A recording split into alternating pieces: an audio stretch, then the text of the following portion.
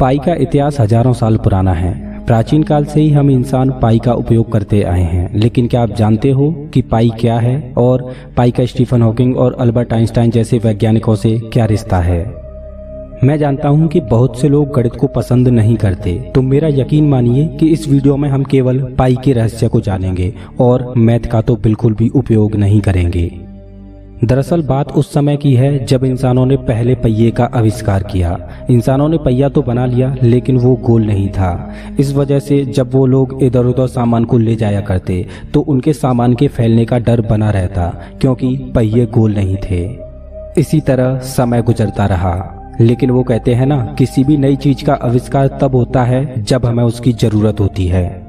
जैसे हजारों किलोमीटर दूर स्थित संबंधियों से बात करने की जरूरत महसूस हुई तो टेलीफोन का आविष्कार हुआ।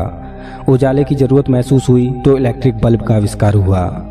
मतलब जब हमें कोई समस्या महसूस होती है तब उस समस्या से निजात पाने के लिए हमारे दिमाग में एक नया आइडिया जन्म लेता है और हो जाता है एक नया आविष्कार।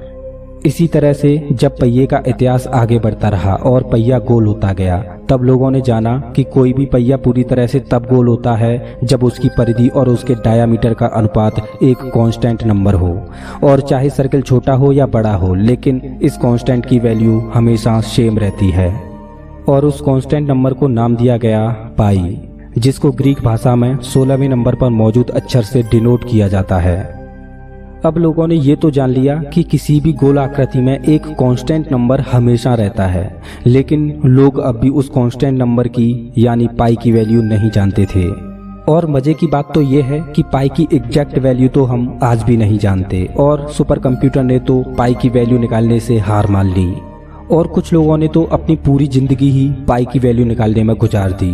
वो लोग खुद तो गुजर गए, लेकिन पाई की वैल्यू अभी तक नहीं निकली। अब आप सोच रहे होंगे कि पाई की वैल्यू इतनी इम्पोर्टेंट क्यों है और इसकी वैल्यू निकालना इतना मुश्किल क्यों है।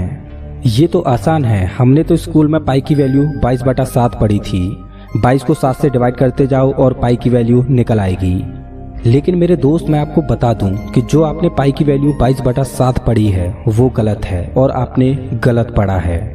दरअसल पाई एक इर्रेशनल नंबर है और इसकी वैल्यू कभी भी रिपीट नहीं हो सकती। आपको जानकर हैरानी होगी कि बिना पाई की वैल्यू जाने हम स्पेस में कोई भी मिशन नहीं कर सकते, ना ही कभी हवाई जहाज बना पाते।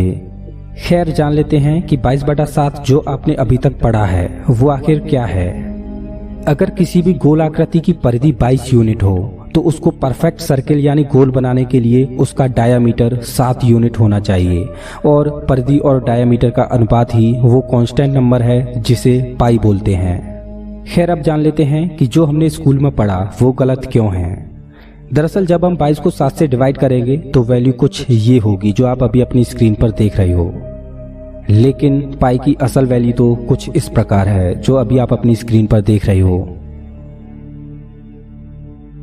और आपको ये बात जानकर हैरानी होगी कि आधुनिक दौर के सुपर कंप्यूटर ने पाई की दशमलव के बाद 5 ट्रिलियन वैल्यू निकाली, और इससे आगे सुपर कंप्यूटर पाई की वैल्यू निकालने में हार गया। सुपर कंप्यूटर द्वारा पाई की इतनी वैल्यू निकालने के बावजूद भी पाई की वैल्यू अभी तक अधूरी है। दोस्तों, चलिए अब जानते हैं पाई का एक अनोखा रहस्य जो आप नहीं जानते। क्या आप जानते हो कि पाई डे भी मनाया जाता है और वो है 14 मार्च। लेकिन पाई डे 14 मार्च को ही क्यों मनाया जाता है? तो इसका जवाब पाई की वैल्यू में ही छिपा है। और आपको जानकर हैरानी होगी कि 14 मार्च को भी पाई डे सेलिब्रेट करने के लिए एक निश्चित टाइम है, और वो है दोपहर के 1:59। अब पाई डे इसी समय सेलिब्रेट क्यों किया जाता है? तो इसके लिए हमें पाई की वैल्यू को आगे बढ़ाना होगा। अब आगे मैं आपको जो बताने जा रहा हूँ, या तो वो एक इत्तेफाक है या फिर कुदरत का एक करिश्मा। फिजिक्स की दुनिया में उथल पुथल मचाने वाले महान वैज्ञानिक अल्बर्ट आइंस्टाइन का जन्म 14 मार्च को ही हुआ था। और अब एक और इत्तेफाक बताऊं, 14 मार्च को ही महान वैज्ञानिक स्टीफन हॉकिंग का देहांत हुआ था। दोस्तों, आपको क्या लगता है कि क्या ये एक इत्तेफाक है या इसके पीछे कोई और रहस्य है? प्लीज कमेंट बॉक्स में जरूर बताना। अगर वीडियो अच्छा लगा हो तो लाइक कीजिए, और ऐसे ही मजेदार वीडियोज के लिए चैनल को सब्सक्राइब कीजिए, साथ ही बेल आइकन को दबाइए।